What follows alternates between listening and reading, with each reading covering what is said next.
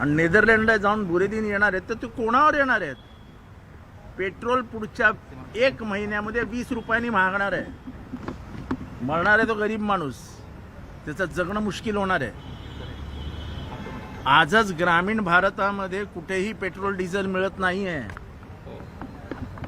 Petrol डिझेलवरती पाण्याच्या आपले pump चालतात. हे शेतकरी आहेत आमचे मित्र अध्यक्ष. अख्खा शेती व्यवसाय डिझेलवरती आहे. तुम्ही जगवणार कशी माणसांना? बोलायला खूप ठीक आहे, एक गाडी वापरा, सायकलवर चला, मी तर घोड्यावर येतो, असा देश चालत नाही ना मग. परंतु सर यालाच जोडून प्रश्न असा आहे की वारंवार शरद पवारांनी मोदी बागेत देखील पत्रकार परिषद घेतली.